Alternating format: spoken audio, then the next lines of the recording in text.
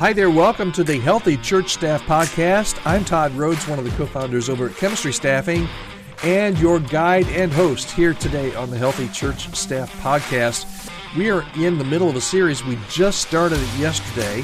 It's the middle of December, and a lot of churches are figuring out their budgets and what they're going to do with staffing and hiring for 2025. So I wanted to do a little bit of a series, and today we're talking about budget smarts. How to afford your next staffing member. Now, I know we're tackling a topic that keeps a lot of church leaders up at night. How we need to hire somebody new, but how do we afford it?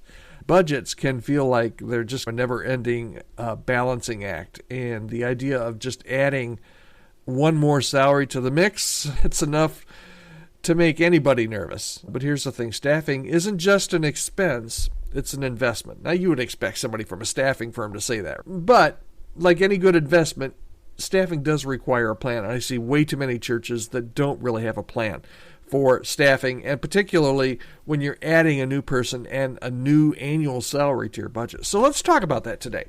How do you budget smartly for your next hire without breaking the bank? Let's start here. Let's talk about the elephant in the room. We already mentioned it, right? The problem is money a lot of times, right? Money is tight for most churches. I just saw a study today that said that overall giving and philanthropy in the United States is on a downward trend. So whether you're in a small rural church with 80 people or a larger suburban church with 800, 1,000, 5,000 people, you know what? There's usually more vision than there is budget. That's just the reality. But it doesn't mean that hiring is out of reach. It just means that you really need to have a plan and be strategic. So let's start here. Let's start with your personnel budget. First of all, let's talk numbers for a second, okay? A good rule of thumb, and according to who you talk to, they're going to give you different numbers. But every bit of research I've seen, a good rule of thumb is to allocate between 45 and 55% of your church's total budget to personnel. Now that includes salary and benefits and taxes, the whole package. And I'm not saying that's where your church should be. That's what I'm saying is that's where most churches find themselves. Now, if you're already over that percentage, seriously, it might be time to reevaluate your overall budget priorities. But here's the catch. And the research won't tell you this, okay? But I will. Because this time I'm being honest with you, okay? Percentages don't tell the whole story. Okay, you have to look at the needs of your church. If you're a small church with one full-time pastor, 60% of your budget going to personnel might be completely appropriate.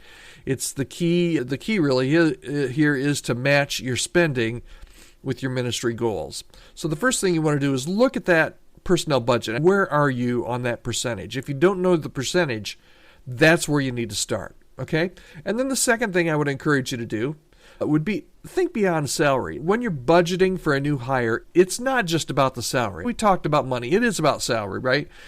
But you've got to account for benefits and professional development and even onboarding costs. And it's easy to forget these extras, but they will add up quickly. So it's not just the salary, it's salary plus, okay? So here's a practical example. If you're going to hire a worship pastor for, let's say, $50,000 a year salary, you might need to budget an additional 20 or 25% for things like health insurance and retirement contributions and professional development.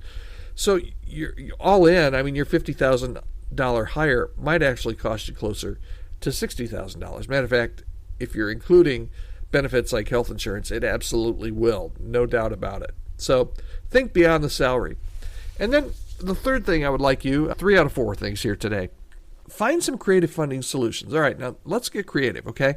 If your current budget doesn't have room for a new hire, but you really feel, after listening to yesterday's podcast, you really feel like, man, we've got to move forward. We got to move forward with another hire. Consider some options. The first thing could be a designated giving. Invite your congregation to give specifically toward a new staff role. People love to contribute when they see a clear vision and a purpose behind it. And what I often tell search teams and boards and elder boards is that, quite honestly, in most churches, not every church, but most churches, there is probably an individual that could front with a donation, probably 2 years' salary for a new staff member.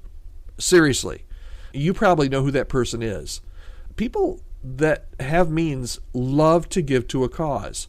And if they know that there's a need and you can paint that need and make the ask, that could very well be a big part of your budget issue, okay, when hiring a new staff member. Second, you might need to restructure some existing roles. Can you combine some part-time roles into a full-time position, or maybe shift some responsibilities to free up some resources? That's a possibility. Maybe you phase in the role. Maybe you start with a part-time position. I'm seeing a lot of churches do this. And quite frankly, I don't think it's a bad idea.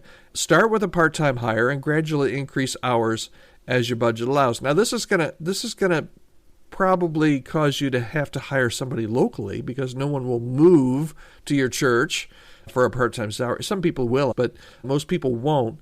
But it's especially helpful if you're hiring for a brand new position. And then another way to find some money is just by cutting some non-essentials. Take a hard look at your budget. We're doing this with DOGE right now, with the national government. They are looking at all of the things in the budget and finding waste. Every government has waste for sure, but most churches have a little bit here that you can move around a little bit. Are there programs or expenses that aren't producing fruit? Maybe you redirect some of those towards staffing. And the fourth thing I'd like you to consider is the cost of not hiring, okay? Very few people think about this, but let's flip the script for just a second. What happens if you don't make this hire, if you don't hire a new person? And we talked about some of the ramifications and consequences of this yesterday. Go back and listen to the podcast yesterday. I think you'll really enjoy it.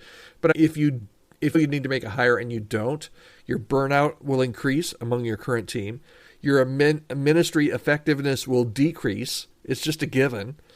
And your growth will slow, or worse, you'll either plateau or decline. So sometimes the cost of not hiring is even far greater than the financial investment of bringing somebody on board. So here's your action step for today, okay? Take a look at your church's budget. If you don't know what that number is, what that percentage is of your total church budget that you're spending on personnel, find that out. If you're under 45%, you might have a little bit more wiggle room than you think. If you're over 55%, it's probably time to ask some tough questions about where your money's going and whether your staffing is really aligned with your mission.